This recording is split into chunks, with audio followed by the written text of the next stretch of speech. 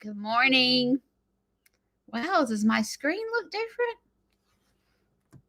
It's like a StreamYard's doing this new update, and it looks like, or is it my eyes? It looks like the background's kind of blurred, and I look like it looks different to me. I don't know.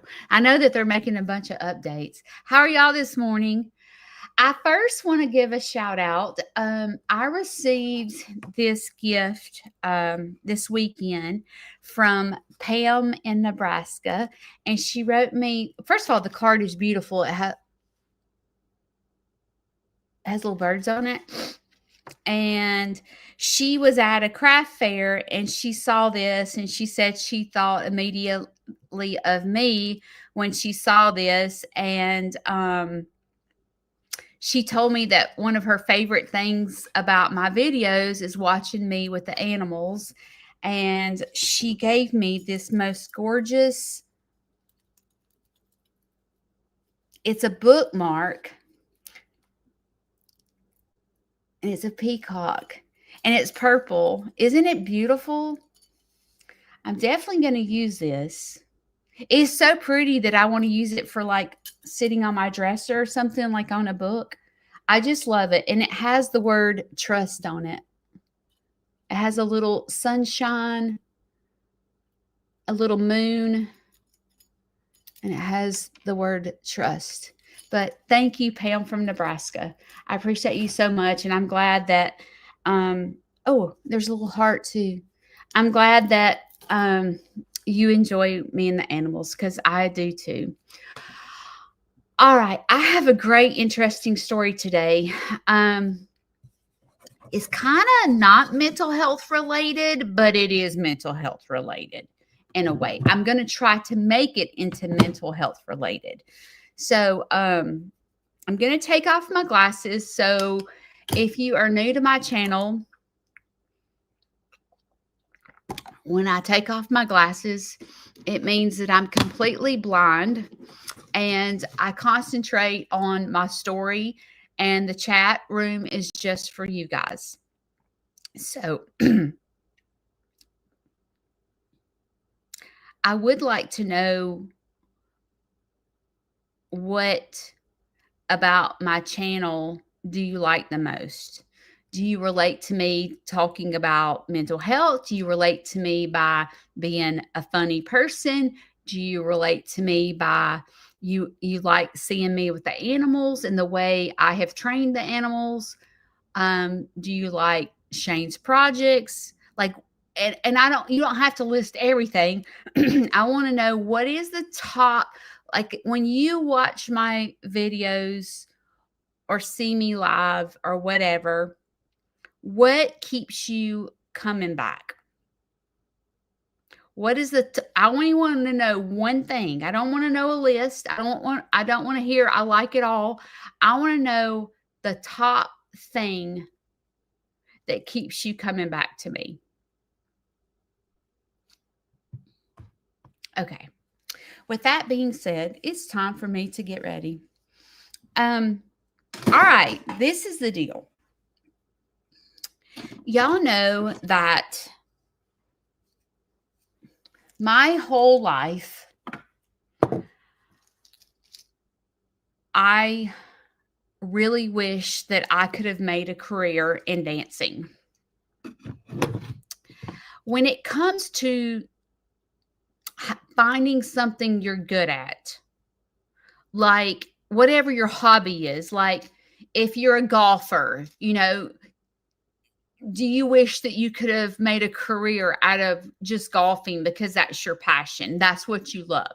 Or dancing. Do you wish that like you really could have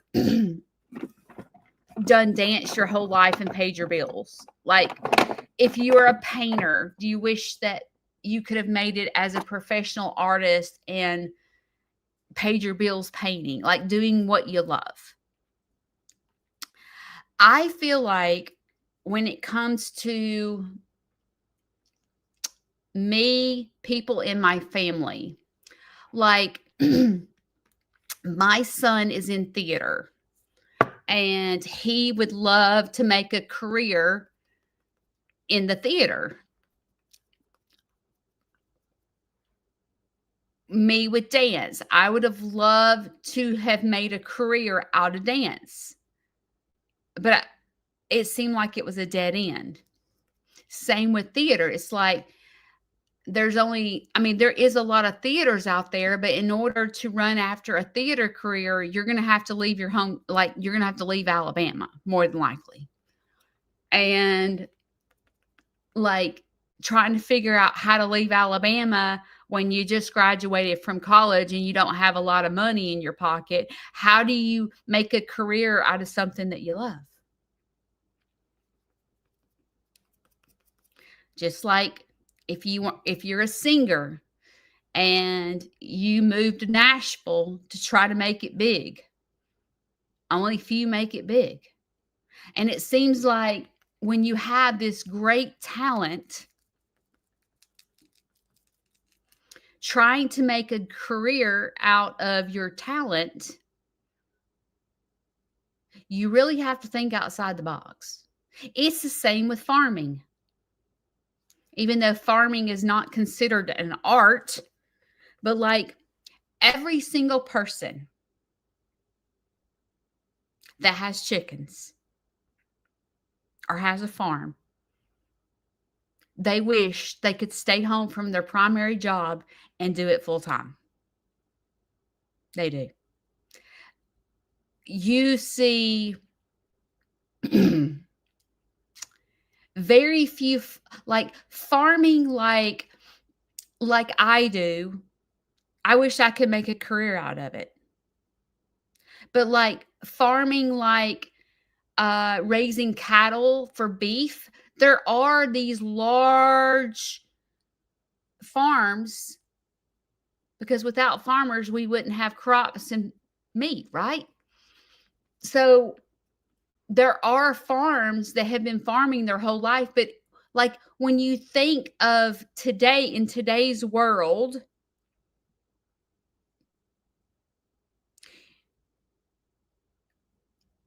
like how do I put this? Back when I was a kid, most grandparents farmed. They did. They had a garden, they had cattle, like my grandparents did. Their grandparents did. Most people had large land and they learned to survive from being at home. They learned how to raise their own beef, raise their own crops. And like they had to make a career out of that. I know Larry's dad used to do pigs.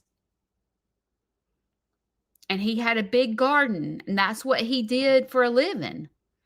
And so, like today's world, we try to figure out how to have a career and stay home. And it feels like it's almost impossible to have a job in the art field or farming field and figure out how to make it. Like I wish so bad. I wish so bad I could figure out how to make a career out of Sneed's Farmhouse. Like I would love to make a salary. This time of year when it's time for tax season and I have to figure out how much money came in and how much money went out, I feel sick. It's like, why am I doing this? Like it does. It feels like, and I remember last year, I said, Shane, I have got to like buy something so at least I can say that my farm has paid for it. And he was like what? And I went and bought that side by side because at the end of every year, when it was time to do taxes, I felt like I had nothing to show for it. Nothing. And it felt like I was being defeated. And a lot of times you're trying to figure, like for me, I'm trying to figure out, I would love to get a salary. I would love to get paid for what I do. It'd be nice considering I work a lot. I work really, really hard. So imagine going to work every day and not getting a salary. That's what I've been doing the past 6 years. And it's exhausting. And I'm like, you hear, you know, when you start a business, you're not going to get paid for the first, I don't know, let's just say 3 years. And you're like, when you work for 3 years and you have no salary, it feels exhausting. It's the same thing in the theater world. Like my son, for example, wants to go into theater, and while he is staying afloat, he goes and does community theater. And he puts hours and hours and hours of practice and time memorizing, hours of learning scripts, and doesn't get paid. Nothing. People that are artists, they have to sit and paint and paint and paint and to practice, to get good at it. And maybe they'll have a day where they sell this big painting for, I don't know how much paintings go for, but I know like art shows, they're expensive. And they were like, okay, I've worked 12 hours or whatever, 12 days, I don't know, on this painting, and I only made this much, $500. So I put 35 hours into this painting and made nothing.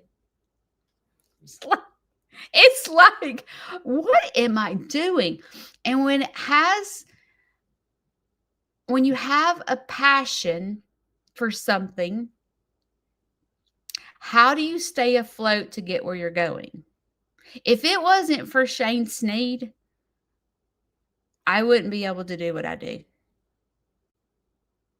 Because Sneed's Farmhouse is definitely a hobby. But I would love to make a salary one day. I'm not going to lie. I would love to build my social media and build my, I don't know, library list where I can go into more libraries and do this. I'm spending so much time, money, and effort into my summer reading program that's going to be happening this year. So can you imagine, here I am trying to memorize this routine, spending money to try to put it all together, buying props and all this stuff, and only 3 libraries called me. I've gone totally backwards. But I have a passion for what I do. It's something that I love. And it's like, how do you not go backwards when you have this hobby/passion to get where you're going? Okay, now let me tell you the story that I'm fixing to like. It's the coolest story to me. I have a niece. She's 21 years old. And now this is Judy's version of the story. It may not be perfect, but this is my story. So I have a niece that's 21, and I can't remember when she started training dogs. And her mother used to, like when my sister-in-law was young, she used to show horses. So like my sister-in-law, I'm sure, and I don't know this to be exact, but my sister-in-law probably kind of pushed her a little bit in the beginning to show dogs or do something with showing. Well, she went in to do an agility. Agility, you know what I'm talking about. Well, she got where she could train a dog to do anything. Y'all, she trained a dog to go get her water. Okay, so like, say she's sitting on the couch, she could tell her dog to go get her a bottle of water, and the dog would literally go get her a bottle of water, and she'd never get off the couch. She had this talent that was, I've never seen anything like it with her. And she started doing agility, and she started having a passion for it. But it's the same thing that I talk about with myself. It's like, how do you make a career out of doing dog agility? It's almost like it has to be a hobby, because you have to pay for the shows that you're in. You have to travel to where the shows are, and you got to pay for your hotel. There's expense involved. And I've sat and watched her, and I'm going to say she was probably in middle school when she started doing dog agility. And she put hours and hours of training into these dogs to teach them to do it. Well, in her backyard, her grandfather, my sister-in-law's dad, lives with them. And he's real good with woodworking and things like that. Well, he built her a dog agility thing in the backyard. And most of the time you would see, her name is Sterling, you would see Sterling in the backyard doing dog agility. That's what she did. She loved it. And she got where she was traveling all over the place doing dog agility. And I sat and watched her, and she got where she was doing it. She ended up, I don't remember how she got on. I guess she won so many competitions or whatever you call it that she was on the U.S. Olympic team. She went out of the country to compete for the United States, and she won 7th place out of all these countries. She won 7th place. I forgot where she went. Finland. She went to Finland, flew to Finland, and competed for the U.S. She was on the U.S. Olympic team. She became absolutely incredible.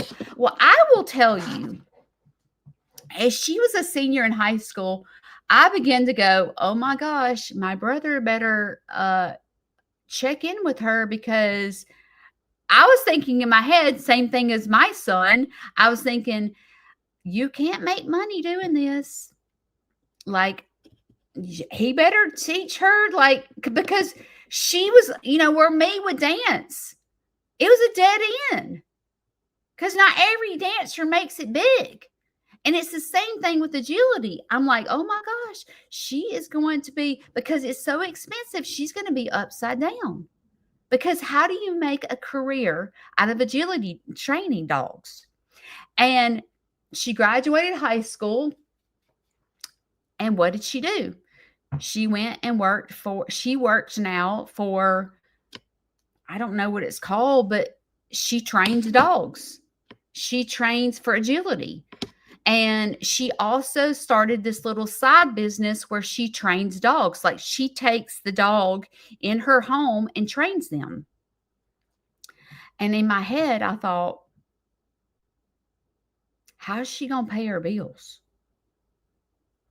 That's what I thought in my head. I thought, my brother is leading her to a dead end, because, I mean, she's going to be broke the rest of her life, is what I was thinking in my head, because I have animals, and you have vet bills, and you have all the dog of the food, all the, everything that's involved in, I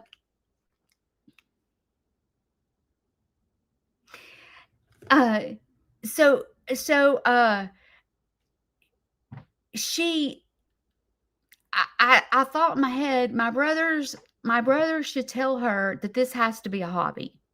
Just like Sneed's Farmhouse. I haven't figured it out. I would love to figure out how to make a career and a salary out of Sneed's Farmhouse, but in the 6 years that I've had it, I haven't figured it out. Now, I have figured out how to get what I want. And I guess, like, I wanted cute chicken coops. So I sold chickens to get cute chicken coops. I was like, well, if I sell chickens, I can get a cute chicken coop. And I did it. So it's paid for itself, but it ain't like I've got a salary in my pocket. And I thought the same thing about her. Well, she's on TikTok, and I watch her videos because I'm just so impressed by her. And I saw this one TikTok, and I can't remember what she said, but she insinuated that people say she can't make a career out of what she does, or something like that. She didn't say those words, And maybe I just took it as she meant that. And so in my head, I thought, oh, my brother is talking to her, going, hey, this is a dead end. You can't pay your bills doing this. Like, you're going to go broke. Like, I thought, well, I'm sitting here thinking my brother's not talking to her, but he is, because she's saying that. Well, this past week, she went, I forgot what it's called. And I don't know anything about dog agility and all that stuff and showing animals. I don't know anything about it. But I know she went to Florida this weekend with 2 of her dogs. And it's the US Opens. So it's a big deal. And she won second place out of the whole entire thing. And my brother sent me the picture of my niece standing there with JT, the dog, you know, winning her medals, and she won second place over the whole darn thing. And I was like, this girl, I was bawling. I was so excited for her. I was like, look at her. And I was bawling. I mean, I was like the proud aunt going, you go, girl, you go. Because I was just so proud of her. And I realized that the Wanniger gene, we have a lot of talent. Vance and my son is so talented. He can memorize within no time.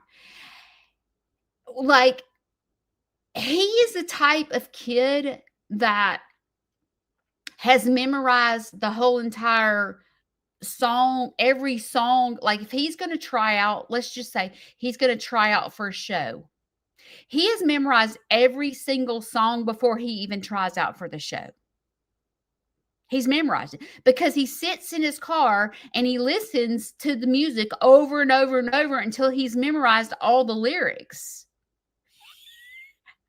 But then I think about myself, and I think about, like, how I'm not scared to get on stage.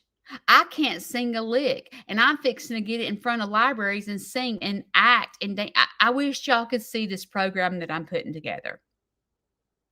And I can't play the daggum music on YouTube, or I'll get a copyright claim and get put in YouTube jail. And I can't even show y'all the program that I'm putting together. And I did reach out to this guy, and I was going to ask for him to do a professional video so that I could send it to y'all behind the scenes, so you can see it. But anyway, I was thinking about my son being in the car and how he listens to theater all the time to memorize lyrics. And that's exactly what I do. I look forward to going on a trip, like to my brother's house that takes an hour, because that's where I memorize and come up with ideas for the program that I'm putting together for the summer. And so there is a lot of talent in my family. As a matter of fact, my niece can draw like there's no tomorrow. She can. So this past week, it's my nephew's birthday. And I went this week to their house because I was taking my nephew a present. And I told you hang on just a minute. I'm going somewhere with this story, so bear with me.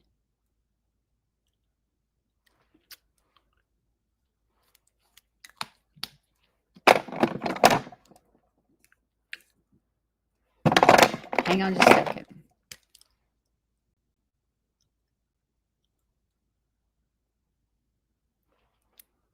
So I went to their house, and Sterling bred, I want to say it's one of her champion dogs. I'm not sure. She bred the dog, and I think There were 15 puppies. A lot of puppies, okay? And because these dogs have a champion bloodship line, they're able to sell them. I think they're like $2,500 a piece. So, um, and it's the same thing like with me with a petting zoo. Is like when I have an animal that's born here, they're in a petting zoo. So the likelihood of them being petting zoo quality animals is likely. So if you're looking for an animal to be friendly with kids, you're not going to buy an animal just put in a pasture and never touched. You're going to look for an animal like from Sneed's Farmhouse where I handle the animal every day. Like me training Trace right now. I'm training him to let me touch him.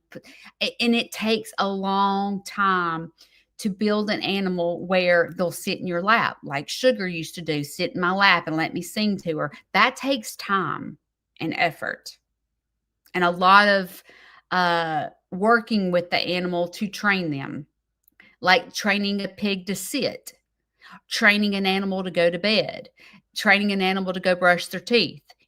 Me training the ducks to go brush their teeth, you know, now all I have to say is, come on, go brush your teeth. And every duck walks they know to go to bed. That's all I have to say is, come on, let's go brush your teeth. And every single duck in my farm will walk into the coop without me doing anything. All I have to do is stand there and open the door. I can tell Shishi and Freddie and Boyfriend, go brush your teeth, and they know what that means. I can tell the goats it's time to get in the bed, and they go to bed. That takes time, effort, and you knowing your animals and your animals trusting you. That's not something that's instant. So with her breeding these dogs, all these puppies are going to have her training behind them.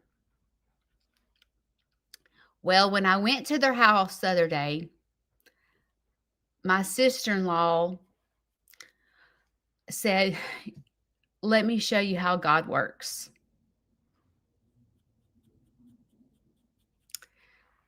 So Sterling took 2 of the puppies. Sterling is a very godly woman. And she donated 2 of her puppies. The first person she donated to was, I'm not sure if I'm right. I think I'm right. But a lady, I think she does agility, suddenly lost her dog. And it wasn't, I don't know how the dog died, but the young girl was devastated. And Sterling is donating one of the puppies to this young girl that does agility. That's Sterling's heart. Okay. And the other dog that she's donating, this is my story. Lord, I might cry on this one. I'm so proud of her. There is a girl that's 12 years old. Oh, the girl that she donated to the dog that died, she was 12 years old. So she's a young girl, and Sterling's donating her dog. So there is this 12-year-old girl that has diabetes. And she is looking for, I forgot what they're called. A medical alert dog. I think that's what it's called. She's looking for a dog that will know her blood sugar. Sterling's never done this in her life. Okay. Well, through her dog agility training and stuff like this, she's met this family and they have acquired a certification to train dogs to be diabetic alert dogs. I don't know if I'm saying the right words. Service dog, that's what it's called. But it's for diabetes. So Sterling, okay, so this is something that not just anybody can do. First of all, there's a lot of cost involved in training a dog to be a service dog. You have to buy the program. So she bought the certification program from this family. She is training one of her puppies to be a diabetic service dog for this little 12-year-old girl. Okay. Now I have to tell you what's involved, okay? This blew my mind. So the first thing that happens with training a puppy to be a diabetic alert dog is the young 12-year-old girl, every time her blood sugar is low, her mom has to gather her saliva and freeze it. So, like, let's just say her blood sugar is 60. Well, they have to scrape the inside of her mouth, gather the saliva, put it in a vial, and freeze it. Then they have to ship it frozen. So can you imagine the cost of that? To Sterling, and then Sterling puts it in the freezer at her house. Then she'll thaw one vial out at a time.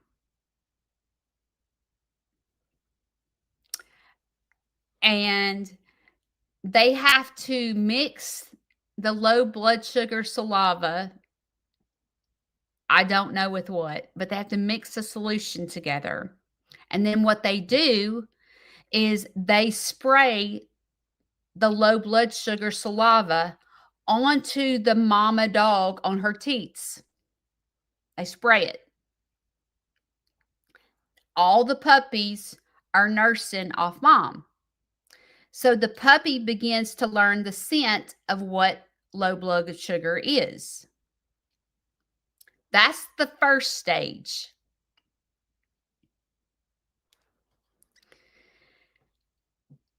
Then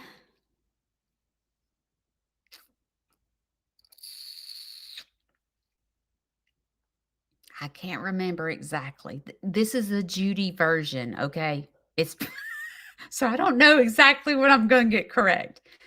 But then when her blood sugar is high, they have to swab her saliva, freeze it, send the vials frozen to Sterling, and Sterling does the same thing, but Sterling is the trainer. So when the blood sugar is low, she has to teach the puppy to tap her, like on the leg, tap her on the leg, or bark, or ring a bell when the blood sugar's low. Like, this is a process that Sterling has to teach this dog. Okay, nurse mom, smell it. This is what I want you to do when the blood sugar's low. I want you to go over there and ring the bell. So Sterling has to teach this young puppy to be trained to go ring the bell when the blood sugar is low. So then, once she does that, she teaches the dog when the blood sugar is high. And maybe when the blood sugar is high, the dog lays down and rolls over 3 times when the blood sugar is high. So Sterling has to teach this dog to respond when it's low and when it's high.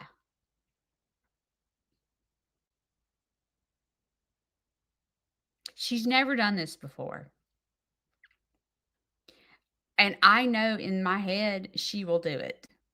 There's not a doubt in my head that she will teach this dog and train this dog to do this. The cool thing is, uh,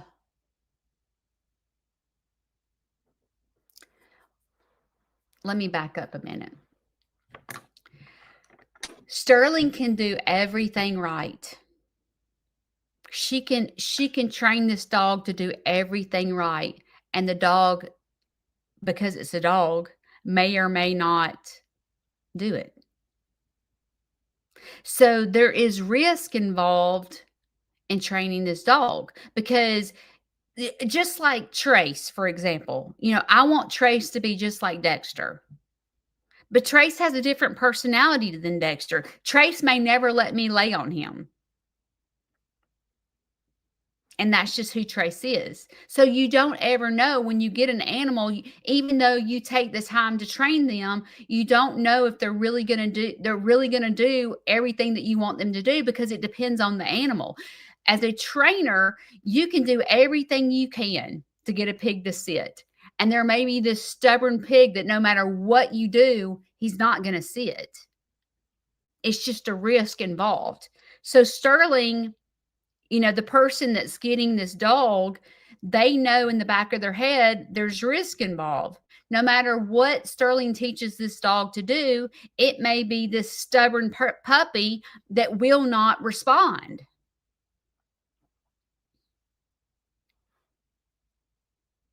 So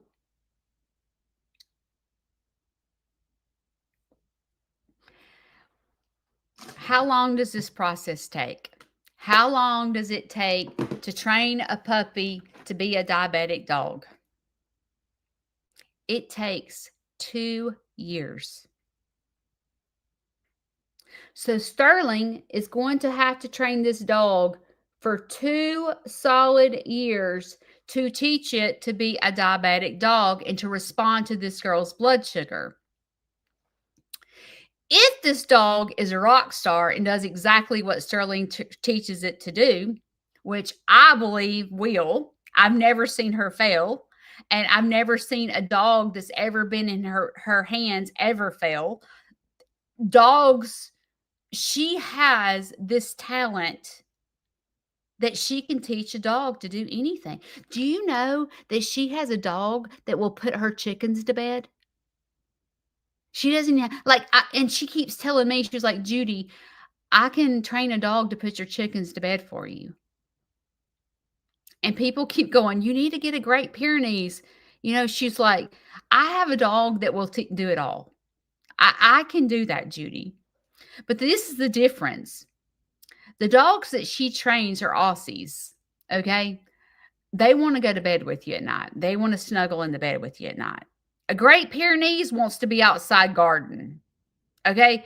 An Aussie doesn't wanna be outside watching for raccoons in the middle of the night, okay? So know that. There's 2 different types of dogs. But she was like, if you want to protect your animals during the day, this dog is going to hurt them. He's not going to let anything happen to them during the day. So it takes 2 years to train this dog to be a diabetic dog. The cool thing about this is the dog can sense the blood sugar dropping 30 minutes before it happens. Crazy. So if the blood sugar is about to drop to 50, the dog will go over there and ring the bell to alert the family that her blood sugar is about to drop and they need to take action. Are you kidding me right now? I'm like, what? So if the blood sugar spikes, the dog's going to sit and lay down, roll over 3 times if her blood sugar spikes, so that the family can go, "Oh my gosh, her blood sugar's about to spike. We need to take action."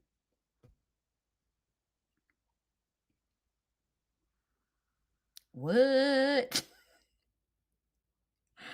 Is that not the neatest thing? So, this is the deal.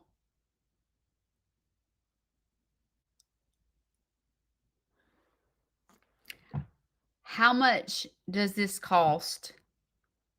And how do people get a rescue dog?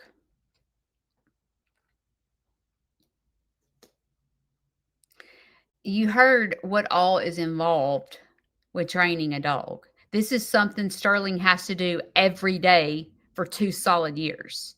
Now, keep in mind, Sterling's doing this and not making a dime. She's doing it to learn how to do it, and she's also doing it to help this little 12-year-old girl because not every family that has a child with diabetes can go purchase a dog, alert dog, a diabetic alert dog. Because, first of all, again, it takes 2 years to train a dog. And there's a lot involved. It takes Sterling working on this dog every single day for 2 years. It takes the family collecting saliva, freezing it, shipping it. It takes Sterling mixing the formula, spraying the mom when all this happens, and training the dog. There's a lot involved.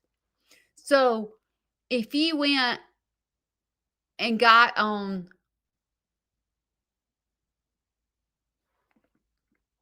a list of trainers that do this, I'm sure the waiting list is a mile long because it takes 2 years to train one dog.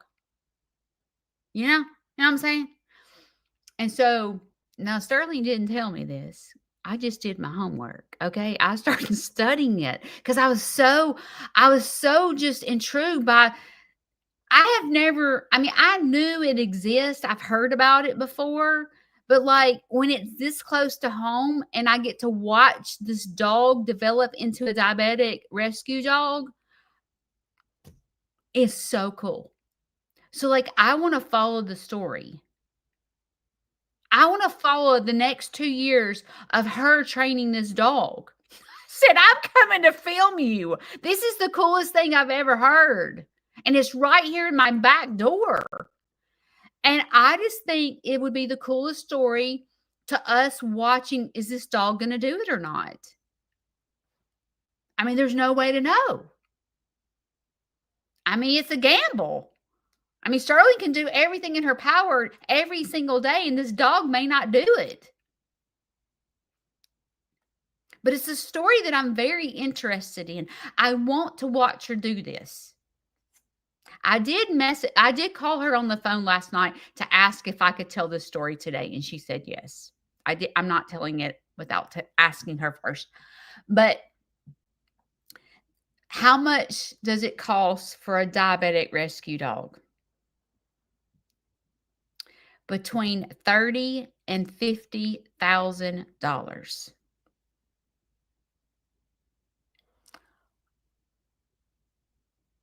I sat here and in my head, I was thinking about Sterling and I was thinking about myself and I was thinking about Vanson and I was thinking about how Vanson, Sterling, and I all are trying to figure out how to make a career out of our passion.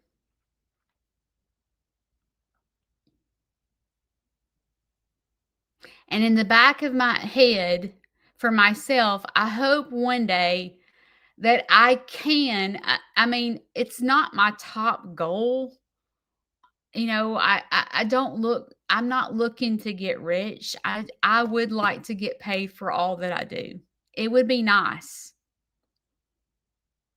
Vanson and Sterling would love to be able to have a full-blown career out of what God has given them as a talent.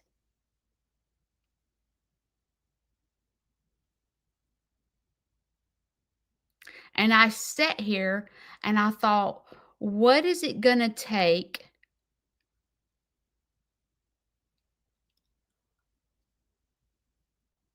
for someone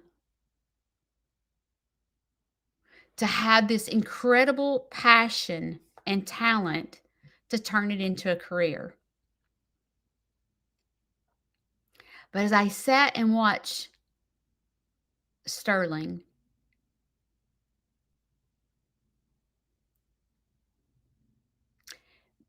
become a trainer, watching her train dogs for agility, win all these competitions, there's no doubt in my head that she won't figure it out. With Vanson, there is a couple of things that are standing in Vanson's way of making it big.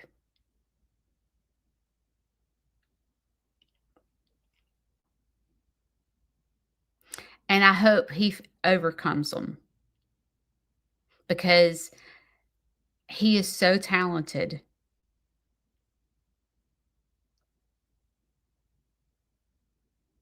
But Vanson's on his way. Vanson realized real quick that he doesn't want to be in a public school. He realized real quick that that was not his passion. And he jumped back on board and went back to school. And on December the 13th, I get to watch my son walk across the stage and get his master's. Because he knew in the back of his head, if he was going to make a career out of this, he had to get more education. Because in order to teach in a theater setting, which is what he wants to do, he doesn't want to teach at his public school. He wants to move to another state and teach in a theater professional setting. And in the meantime, the past 2 years, he's worked a full-time job on top of volunteering, doing theater in the community theater in Shoals, on top of going to school and get his master's. He's done all 3 of those because he knows where he wants to go.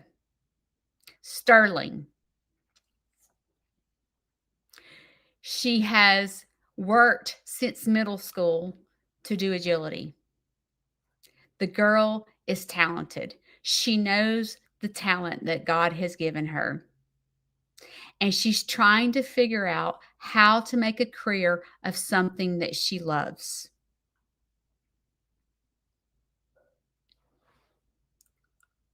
Me.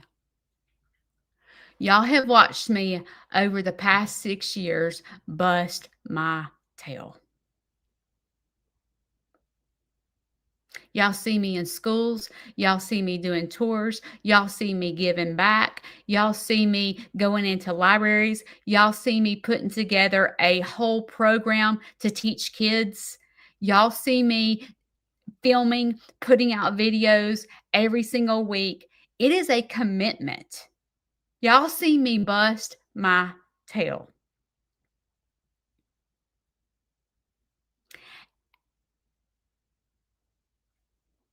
I am trying to figure it out.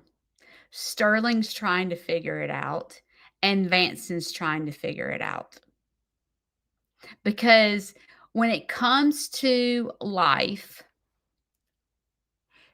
everything, arts, farming, I don't know what you call dog agility. It's a dead end career. It's like only few make it.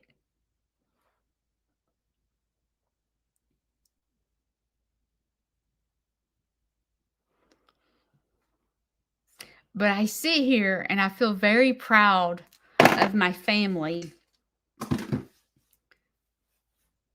because let me get my curling iron. Hang on.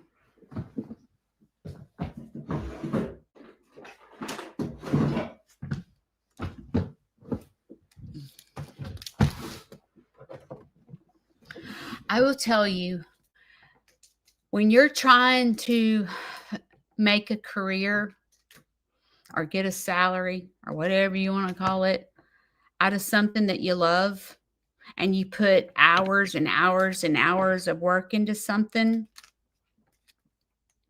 it's not something that happens overnight. It's not like you get to go to an interview and you're like, okay, I'm going to this interview and I'm going to try to get this job for making $100,000 a year. Wish me luck. It's not like that. It's putting hours and hours and hours of free time in trying to figure out how to make it. And in order to do that, you have to have a really supportive family. Because it's not, you got to have support while you're putting in all this free time. But if it's something that you're really good at, and I feel like if God has given you a talent for it, you'll figure it out. You'll figure it out. You'll do without. I mean, you may be 30 years old and never owned a house. You may be living in an apartment eating ramen noodles every night. But if it's something that you want, you'll figure it out. If you really want to move and you really want to do the things that you're going to do and you know you can't do it in Alabama, you're going to go, okay, well, in order for me to move, this is what I've got to accomplish.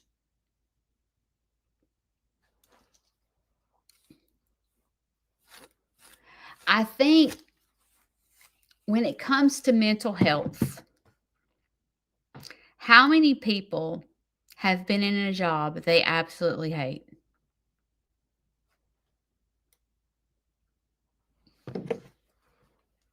I have.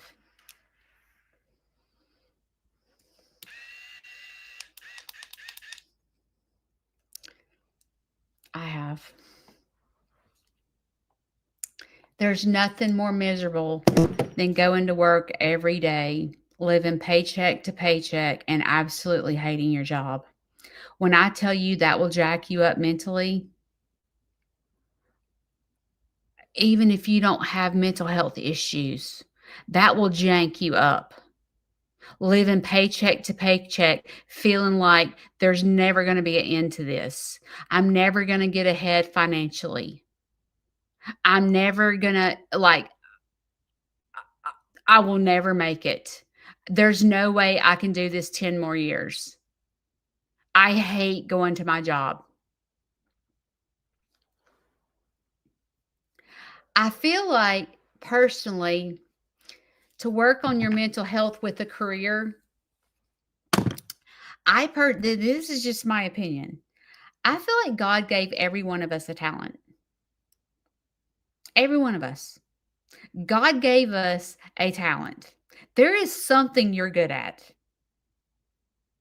It may be nothing like with talent as far as like, you know, being able to be a public speaker or do farming. It may not be that. There is something. Maybe it's just communication. Maybe it's being a good friend. There is something you're good at. There is. And I feel like personally, to work on your mental health, I feel like if you figure out what you're good at, what your passion is, what does God call you to do? Why does God give you this talent? I think the biggest talent that I have out of everything that I do, I feel like God gives me a gift of being an entertainer. Meaning, when I say entertainer, I mean God gave me the gift of this big old mouth of mine. I can talk and I can tell a story and I can get up and get on stage and act. I can be funny. I can be serious. I can talk and entertain anyone. If you said, "Hey, well, can I hire you for my birthday party?" I would have it the best birthday party you've ever had in your life because I am an entertainer. I could figure out how to get those kids so engaged in whatever it is. I would have them having the best time of their life.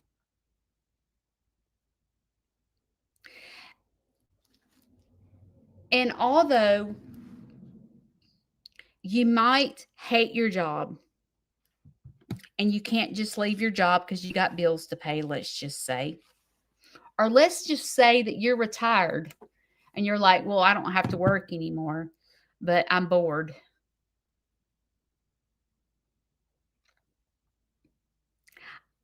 To work on your mental health is to use your talent.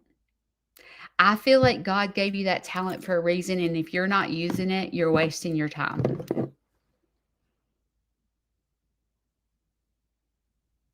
I don't care if you're sitting in the nursing home. God gave you a talent, and you can use it right where you're at. And when you use your talent, it brings you happiness because you know you're good at it. I promise you. Every time I stand up in front of someone and I walk away and I'm using the talent God gave me, it does something for me.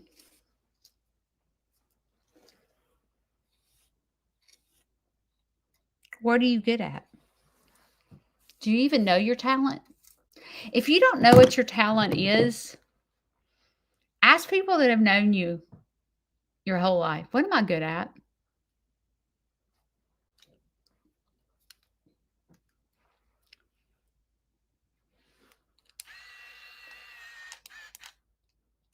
I had somebody recently ask me to come speak at a woman's retreat. And I was like, seriously? Seriously? Me? Speak at a woman's retreat? And I thought, sure.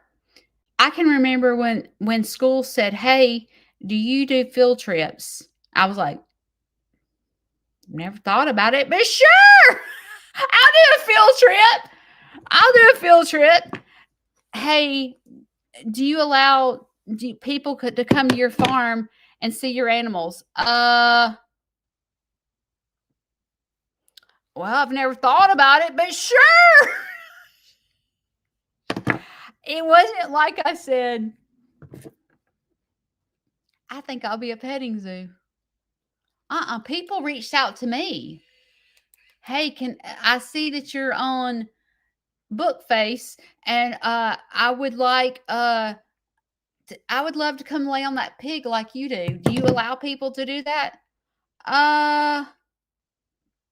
Yeah, come on. The more the merrier. Do you do birthday parties? Sure. I'll do birthday parties because you know why? Because I'm trying to figure out how to pay for this. And I'm like, if you want to pay me to come to a birthday party, girl, I'll make it your best birthday party you've ever seen in your life. What do you need? I'll help you. You need me to help you do decorations? Sure. Sure, I'll do it. You want a karaoke? Sure. Sure. It's amazing when you have a passion. And that is my summer reading program, is the kids are learning how Sneed's Farmhouse came about. And they're learning what it takes to run my farm. So they're learning about getting out of your comfort zone. They're learning about running a business. They're learning about how to treat animals. They're learning about never giving up. They're learning like social skills. They're learning that Aunt Judy was like, oh my gosh, let's get some animals. But I really didn't know what I was getting myself into. And by the time I really realized what I was getting myself into, I had this big old fat feed bill. And then I was like, oh my God, how am I going to pay for this? But I'm not getting rid of my animals. And Shane was sitting here. Let me just tell you, Shane is the type of husband. He's like, we're not going backwards. So you better figure it out. Judy, you have 139 chickens. We're not going backwards. If we go backwards, you're getting rid of your animals. Holy crap, I got to figure this out. Oh my gosh, I cannot get rid of Leroy. I will, like, Luna, and that's what they're going to learn. And one of the songs that I play is Danny's song. If you don't know that song, if you go and Google Danny's song, and it's an old song, and it says, people say I'm the lucky one, and it's just begun. And in the chorus, it says, even though we ain't got money, I'm so in love with you, honey. Every day it bring a chain of love. I can't sing. And in the morning when I rise, I bring a tear of joy to my eyes and tell me in the children's program, I'm going to be bawling my eyes out. I'm going to feel the moment. And I'm going to be looking at the kids in front of me, and I'm going to say, you have to help me figure out how we're going to pay for this. And I'm bawling my eyes out as if I'm in the middle of my farm telling my animals that I have no money. And I say, even though we ain't got money, I'm so in love with you, honey. And I want you to sit and imagine me sitting in my farm, and Luna's laying her head right here on my shoulder, and I'm singing, even though we ain't got money, I'm so in love with you, honey. Every day brings a chain of love. And in the morning when I rise, I bring a tear of joy to my eyes and tell me everything's gonna be all right. And I'm singing this chorus to Luna because I have a passion for what I do. And I'm trying to figure out how to make a career out of a hobby because I work hard. And right now, it's like I just hope to break even. It's like, yes, deep down inside, I would love to have a salary, but at the end of the day, I would just love to break even. And the thought of me getting rid of my animals keeps me going. I could care to cry. I'm like, if I could just, I'm not really stressed about paying for feed. I just do it. When there's something that you love, you figure it out. At the end of the day, when people call you on the phone and say, hey, will you come to the school? You're like, oh, yep, I need feed. I'll be there. Tell me what time. You will do whatever it takes.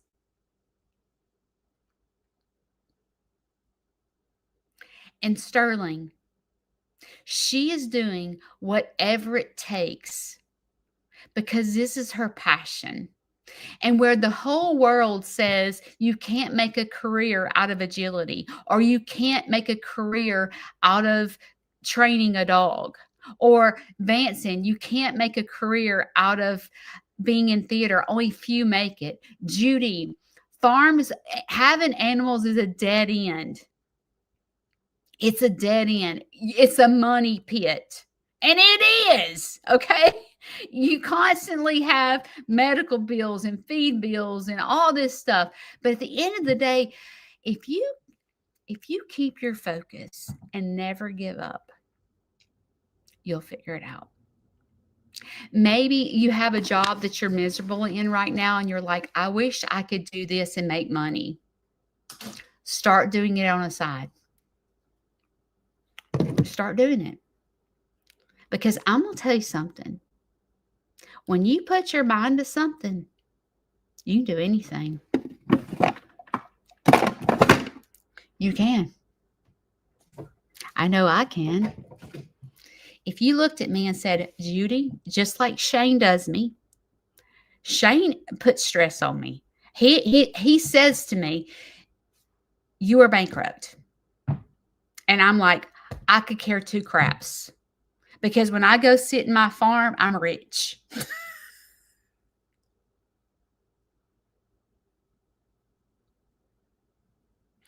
But I'm trying to figure it out. And I'm not giving up. Sterling's not giving up. Vanson's not giving up, because all three of us have this talent that we're trying to figure out how to make a career out of this talent. And I am confident as I share this story of Sterling over the next 2 years of her training this dog, I think in 2 years, you're going to be amazed. And where she has to do 2 years of everyday hard work, if she starts getting paid to do this, I mean, just think about it. If she had a litter of puppies and trained 3 dogs to become diabetic rescue dogs, and she made $50,000 a dog, at the end of the day, she's given back. Her career is given back because she's given back to those in need. She's using her career to help others. In the meantime, she's getting blessed. Vanson, where everyone says you'll never make it in theater, I'm going to tell you something. I'm his biggest cheerleader. I'm trying to figure out how to get him to where he needs to go. I am. Shane, believe it or not, he is my biggest cheerleader. He ain't going to let me fail. He talks the talk. He's mean as a snake. He ain't going to let me fail. He sees all the work I'm putting into it. And I do believe that if I keep working hard, one day I will have a salary. I may have to work 15 years before I get a salary, and it might be $12,000. But you know what? At the end of the day, I do believe that if I keep my focus on giving back and I keep my focus on the health of the animals, I do believe in my heart that if I don't ever make a salary, I'm not 22 like Vanson and Sterling. I'm 50, almost 55. So my goals are a little different from theirs. My farm gives me peace. It gives me security. Giving back to you helps me mentally. You being here helps me mentally. And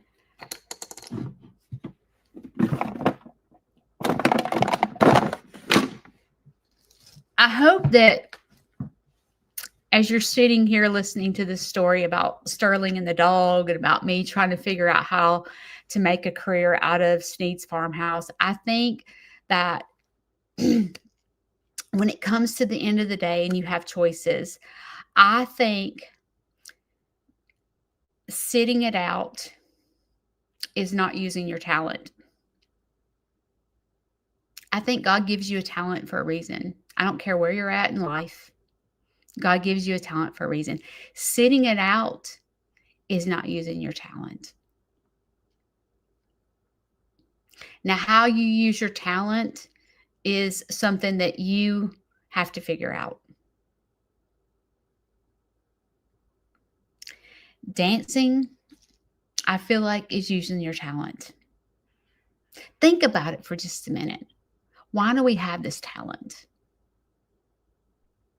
If you have the talent of singing or painting or talking or being a public speaker or away with animals or art, theater, whatever it is, imagine if you used your talent to his good. Imagine how you'd feel at the end of the day. Because I guarantee you, you'd have on your dancing shoes if you used your talent. Use it in a mighty way. All right, I'll see y'all Wednesday. Bye.